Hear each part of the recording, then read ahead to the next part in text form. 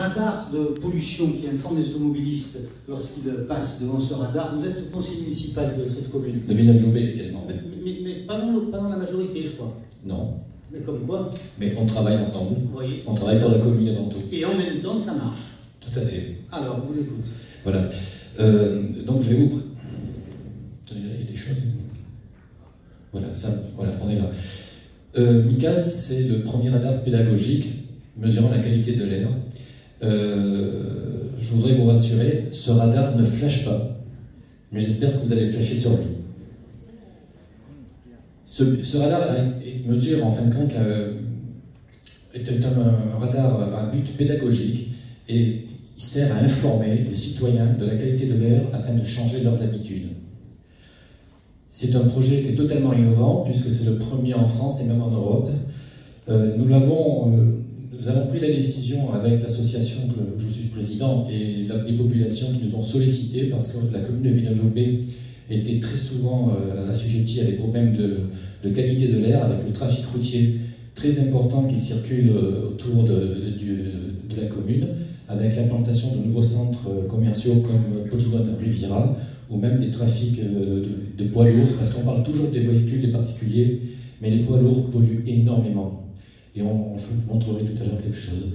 Donc ce qui est clair aujourd'hui, c'est que le but, c'était avant tout de savoir, les gens voulaient savoir si oui ou non, l'air que nous respirions était correct ou pas. Parce que là, à l'heure actuelle, on disait oui, il y a pollution, tout le monde dit il y a des pollutions. Pourtant, quand on lit tout ce qu'on entend, surtout 48 000 morts par an à cause de la qualité de l'air, ça fait vraiment réfléchir. Et cet appareil, c'est ce but de donner l'information réelle. Alors cette information de la qualité de l'air est issue de microcapteurs. Donc ce fameux radar, il est ici. Si ça va marcher, je ne sais pas. Voilà. Et dans ce radar, vous avez un microcapteur qui est caché là derrière. Un panneau d'information, ça va être plus détaillé ici. Donc le microcapteur, vous le voyez là. Non, c'est pas possible.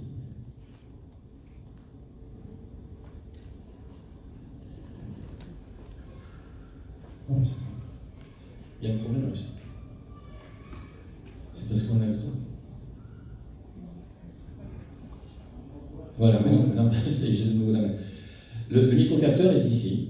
Ce microcapteur donc, va vous mesurer, qui est situé au-dessus du totem, va mesurer la qualité de l'air, toute l'air que vous avez qui est généré par le trafic routier et les poids lourds. Les informations partent ensuite directement sur un calculateur, un cloud, qui va donner des informations de la qualité et qui va les retransmettre sur un panneau d'informations que vous avez en bordure de route. Alors, ces informations, bien sûr, on a des informations réelles de la valeur qu'on mesure. Qu'est-ce que nous mesurons? Nous mesurons des paramètres réglementaires de la santé, qui sont le NO2. Attends, non, c'est pas possible. Le NO2, les particules fines PM10 et l'ozone. Et suivant les résultats, donc c'est par rapport à des seuils, donc c'est des seuils concernant les valeurs réglementaires, nous n'avons pas encore mis les valeurs de l'OMS, parce que sinon ça serait vraiment toujours en rouge.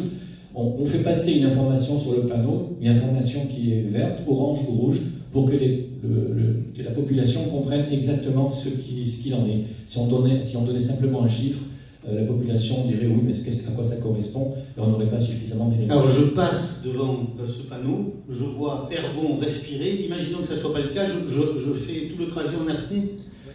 Alors, vous pouvez faire le trajet en apnée, mais je vous le déconseille. Et alors, une fois que je sais que c'est pédagogique. C'est pédagogique. Donc, on fait passer des informations. Donc, vous avez des informations, utilisez le parking. Ça peut être penser au covoiturage. Ai-je besoin de ma voiture? Vous voyez, si la qualité est rouge. Le but, c'est de faire réfléchir la population. Et aujourd'hui, ce que nous savons comme information, c'est que la population est prête à changer ses habitudes. On a fait un sondage et déjà, on sait qu'ils sont prêts. S'ils voyaient toujours le panneau rouge, oui, on ferait des changements. Contrairement, on pouvait penser que la population n'était pas concernée, et il s'avère aujourd'hui que la population sent vraiment qu'il faut faire quelque chose. Là, donc tous ces éléments, on a également des valeurs vous pouvez accéder directement sur la database et à ce moment-là, vous voyez exactement les valeurs que vous mesurez. Donc vous voyez, par exemple, on a eu l'alerte canicule la semaine dernière, on a eu des gros pics d'ozone. L'ozone est ici en noir. Vous avez aussi des problèmes avec le dioxyde d'azote.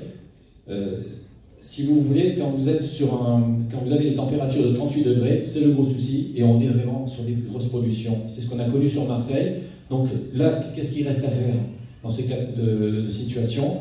Bon, c'est une valeur un peu plus agrandie pour que vous voyez mieux. Voilà, la solution, c'est qu'il faut absolument changer ses habitudes. Et pour améliorer la qualité de l'air, donc c'est les messages que nous faisons passer et que nous allons faire passer sur les panneaux, c'est aménager son temps de travail, décaler ses horaires de travail, installer le télétravail, prendre des transports propres, favoriser le covoiturage. Maintenant, si les gens ne comprennent pas, on est arrivé, ce qu'on a vu à Marseille dans la fin du mois de juin, c'est la circulation différenciée. Et le maire de Villeneuve-Loubet déjà est prêt, si c'était nécessaire, si on a 3 jours où le panneau affiche donc une zone rouge, c'est-à-dire qu'on est en situation très haute au niveau pollution de l'air, c'est de mettre en place une circulation différenciée et autoriser les vignettes de 0 à 1,2 uniquement circuler sur les axes où il y a des pollutions. Ce projet a été déjà récompensé au conseil départemental, puisqu'il a reçu le trophée de bronze. Et ce que nous souhaitons, nous, maintenant, c'est que les collectivités et l'ensemble de la France fassent et créer de nouveaux petits MICAS pour justement essayer d'améliorer les situations. Voilà. Merci beaucoup. Encore une fois, l'information comme outil pédagogique et comme aide à la décision. Hein, c'est ça ce radar au fond que vous avez installé. Merci beaucoup, Serge Aubert.